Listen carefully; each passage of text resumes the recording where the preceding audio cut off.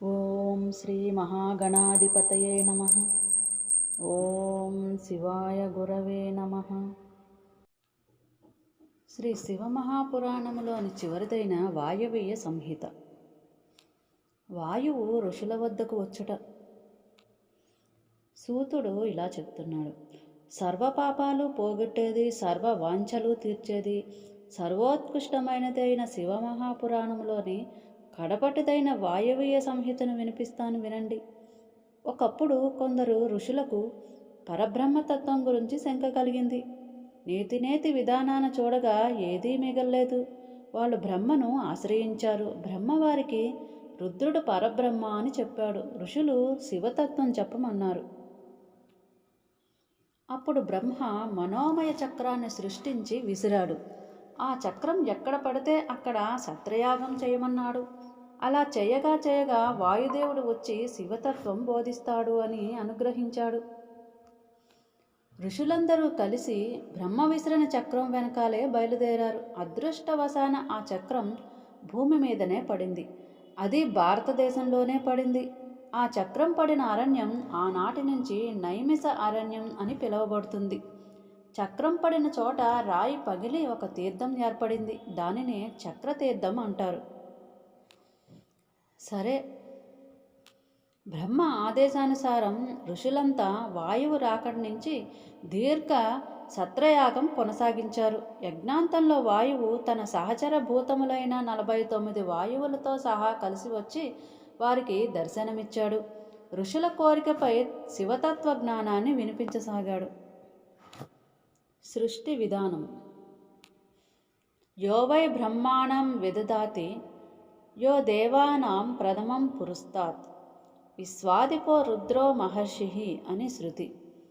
ఆ ప్రకారంగా ఈ సమస్తము రుద్రుడి సృష్టి. బ్రహ్మాదులంతా ఈ రుద్రుడి వలనే జన్మించారు. ఈయనే అమృత రూపుడు, అచలుడు, ఆదిత్యవర్ణుడు, చీకటికి అతీతమైనవాడు. ఈ పరమేశ్వరుడి కన్నా పెద్దవాడు గాని చిన్నవాడు గాని ఎవడూ లేడు. ఈయనతో సమానమైన వాడు అసలే లేడు. ఈయన సర్వత్రా నిండి ఉన్నాడు. సర్వేంద్రియ గుణావాసుడా ఈశ్వరుడు. ఈశానుడే సర్వాధిపతి. ఆయనకి కళ్ళు లేవు కానీ అన్నీ చూస్తాడు. చెవులు లేవు అన్నీ అయినా వింటాడు. ఆయనకు ఏది తెలుసుకోవాల్సిన అవసరం లేదు, అయినా అన్నీ తెలుస్తాయి. ఆయనకు తెలుసుకోవాల్సిన అవసరం మనకు చాలా ఉంది, కానీ మనకు ఆయన తెలియడు. సర్వజీవుల హృదయాంతరాల్లోనూ ఉంటాడు శివుడు, కానీ ఆయనకు ఏ విధమైన కోరికలు ఉండవు. అణువులో అణువు, మహత్తులో మహత్తు అయి శివుడు ఎటువంటి అవస్థలు లేనివాడాయన. అజామేకాం లోహిత కృష్ణ శుక్లం అనే వేదవాక్యం ప్రకారం సత్వరజస్తమో గుణాలనే లోహిత కృష్ణ శుక్ల వర్ణాత్మకతల వలన కూడా శివుడు స్వయం ప్రకాశకుడు, షోడశ కళాపూర్ణుడు. ఆయనకి ఏ పని లేదు, అవసరము లేదు, సంజ్ఞలు లేవు, ఏమీ లేవు. మోక్షం కోరుకునేవాళ్ళు తప్పనిసరిగా ఆయన్నే ఆశ్రయించాలి. కాల విభజన. కళాకాష్ట నిమిషం అనబడే ఈ కాల ప్రమాణాలన్నీ కూడా శివ తేజస్సులుగా చెప్పబడ్డాయి. అటువంటి కాలాన్ని అతిక్రమించగలవారే ముక్తిని పొందుతారు. కానీ అదంత సులభం కాదు. చరాచర విశ్వమంతా కాలవశమై పరిభ్రమిస్తోంది. ప్రపంచంలో ఏ ఒక్కటి కూడా కాలాన్ని అతీతంగా చరించలేడు. కలిగినదంతా కాలానికి బానిసే. కాలం ఎవరి చేత కట్టుబడదు.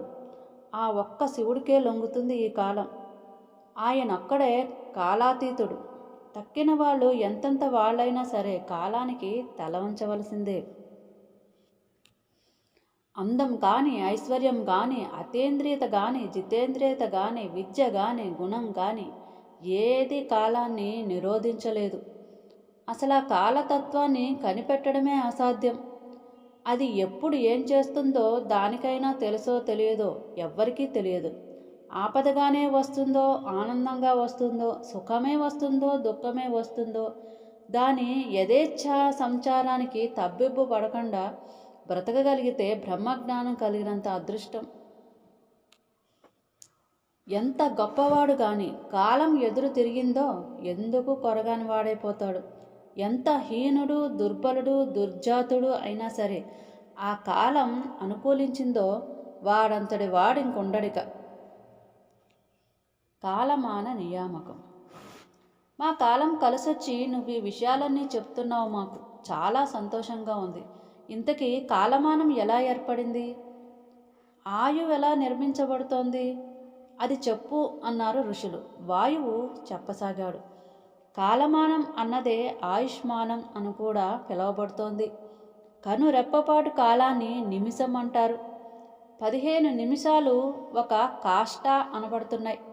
30 కాష్టలు ఒక కళ, 30 కళలొక ముహూర్తం, 30 ముహూర్తాలు ఒక అహోరాత్రం, 30 రోజులు ఒక నెల, నెలలో 15 రోజులు కృష్ణపక్షం, 15 రోజులు శుక్లపక్షం, 6 నెలలు ఒక ఆయనం, 2 ఆయనాలు అనగా ఉత్తరాయణం 6 నెలలు, దక్షిణాయం 6 నెలలు, వెరసి 12 నెలలు ఒక మానుష సంవత్సరం. మనుషులకి ఒక సంవత్సరం అయితే దేవతలకు ఒక రోజుతో సమానం. మన సంవత్సరంలోని ఉత్తరాయణం దేవతలకి పగలు, దక్షిణాయనం రాత్రి. అలాంటి 12 మాసాలు ఒక దివ్య సంవత్సరం అవుతుంది. అంటే మనుషులకు 360 సంవత్సరాలైతే దేవతలకి ఒక దివ్య సంవత్సరం అవుతుంది. ఈ లెక్కతోనే యుగ విభజన జరిగింది. యుగాలు 4. మొదటిది కృతయుగం. దీని నిడివి 4000 దివ్య సంవత్సరాలు.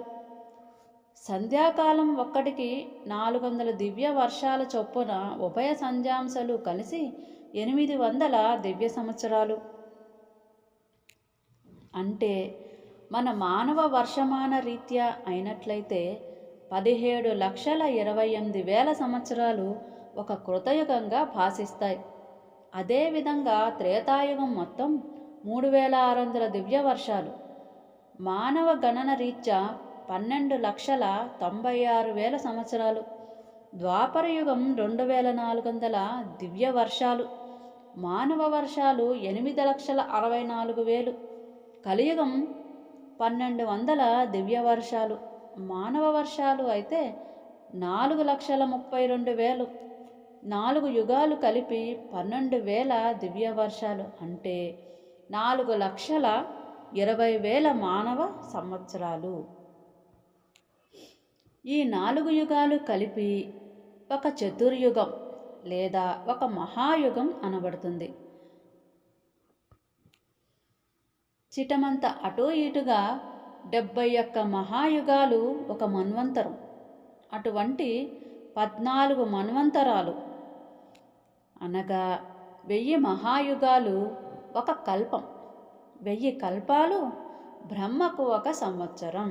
అలాంటి బ్రహ్మ వర్షాలు 8,000 ఒక బ్రహ్మయుగం. అటువంటి బ్రహ్మయుగాలు ఒక 1000 గడిస్తే అది బ్రహ్మసవనం.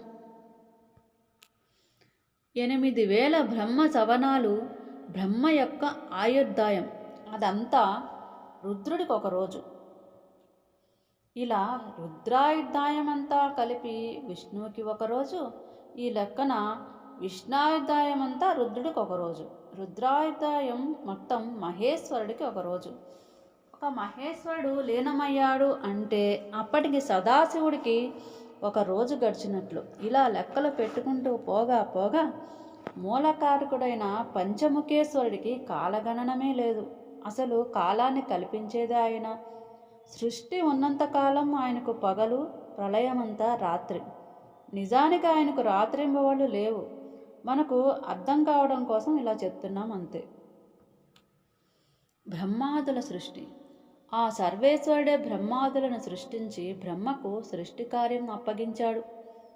మొదట్లో శివానుగ్రహం వల్ల మన సృష్టి కావించబడేది. కానీ దానికి వ్యాప్తి కలగకపోవడం వల్ల పురుషుడికి మరొక తోడును కల్పించి సృష్టి జరిపించాలనుకున్నాడు బ్రహ్మ. ఆ నిమిత్తంగా పురుషేతర మానవ రూపం కోసం ఆలోచించాడు. అంతు చిక్కలేదు. శివుడికై తప్పించాడు. కళ్ళ ముందు ప్రత్యక్షమయ్యాడు కంటేకాలుడు. బ్రహ్మ ఆయనను స్తోత్రం చేశాడు. తన ఇబ్బంది చెప్పుకున్నాడు. పురుషేతరము, పురుషుడికి ఆధారము అయ్యే మరో మానవ రూపమును అనుగ్రహించమన్నాడు. కరుణాలు అయిన శివుడు తన నుండి శక్తిని వెలువరించాడు.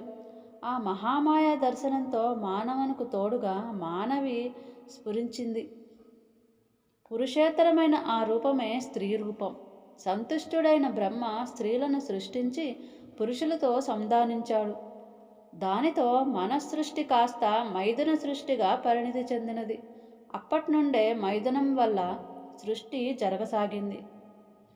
తదతీతమైన మనసృష్టి దాదాపు అవతరించిపోయిందనే చెప్పాలి. అటుపై స్త్రీ పురుష సరసాలతో రాగాలుగా సాగింది సృష్టి.